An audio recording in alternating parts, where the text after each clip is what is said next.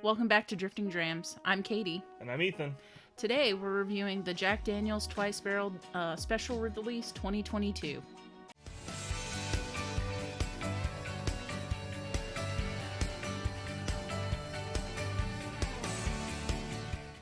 Holy crap, you got it. I wish you could get it, and I'm sorry that you probably can't, but I hope you can. Hope that makes it better. Why don't you give us some stats, Katie? Yeah, so this one is an American single malt that is then finished in Olorosa sherry casks. This bottle comes in at 106 proof.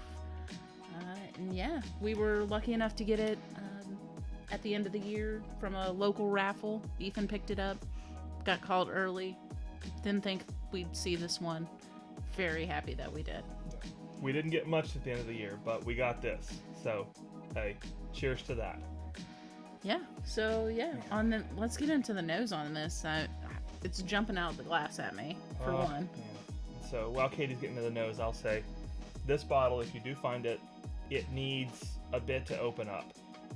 We actually cracked this with Kelsey Dime of Hellogan Whiskey Friends, and we tried it. We thought it was a little bit flat. We were a little bit concerned. We let it sit for about 10 minutes while we were talking, and in those 10 minutes, that whiskey changed 3 times. So we were tasting it as we went. 3 times in 10 minutes. It is a chameleon. It's crazy the amount of changes this whiskey had. And then I think you even added a drop of water to it to try to get it to even open up further. Yep. Yeah, and so since it is a single malt, we did add a little bit of water, and it did. It took it even further down that flavor carnival. The roller coaster of flavor, if you will. Crazy. Yeah, there's a ton of earth on this one for me, but figs and dates, yeah, dark, rich, those kind of fruit.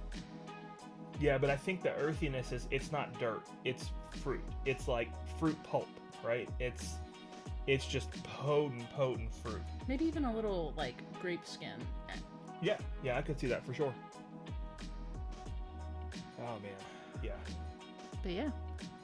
The proof is 106, 103. 106, yeah. It's perfect. They've found the perfect proof point for this. It is easy to drink, but like I said, it is a flavor cornucopia. Boom. All right, I'm going to dive into it too. I am too. Cheers. Cheers. The earth, the grape skins, the rich pulp. Get a ton of molasses on this one. The sherry finish comes out really, really nice in it. Yeah. Ever since Jack started experimenting with different finishes through their Tennessee Tasters, through some of the special releases that they've done, I think this is the very first American single malt they've done. They did the triple mash this last year that came in at 100 proof, more widely released. But I'm very excited for what they're doing with the experimentation there. Yeah, I am too. I love what Jack's doing. Again, it sucks that it's hard to get these days in a lot of fashions, right? The LEs are pretty much unobtainium. But even the single barrel proofs are not easy. That's awful. But it is changing a little bit, I think. So that's progress. But this whiskey, man,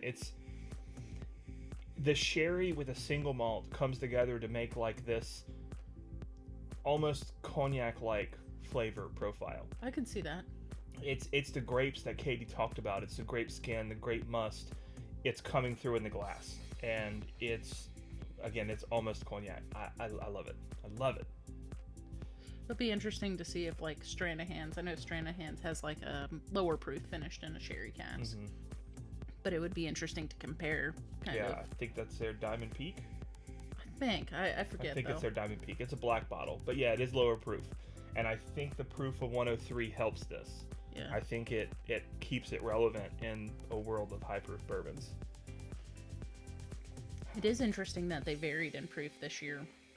I think they were saying anywhere from 105 to what, or maybe 115 or so. We're kind of in the middle on that, which is nice. Yeah. The other thing I didn't say that this has in spades, and I feel like it has so much, I didn't even mention it. Chocolate. Tons of chocolate. Man. Chocolate, chocolate, chocolate, chocolate, chocolate. Hershey's, you should sponsor this. Chocolate. Wow.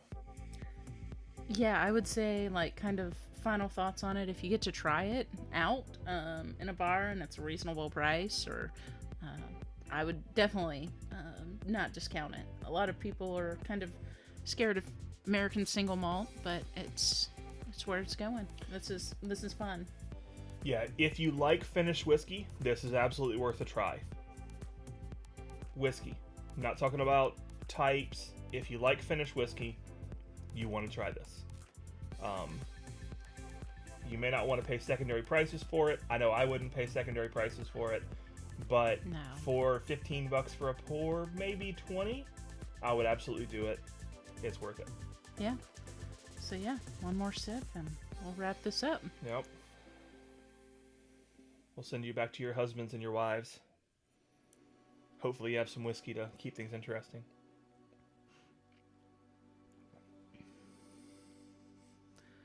The more it sits, the more chocolate comes out. Yep.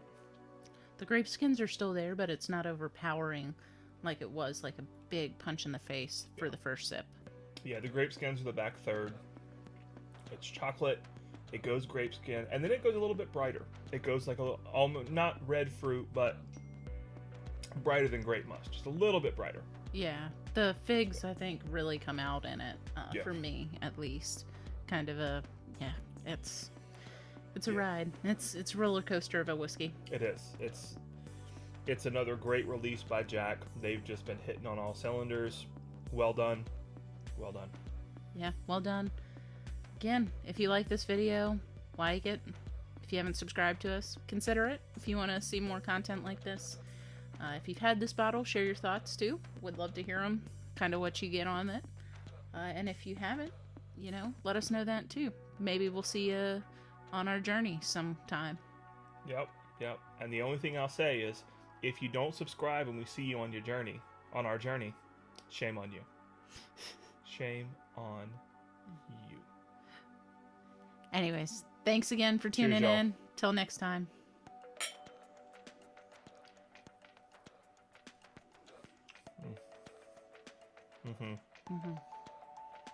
I just want to keep swirling that.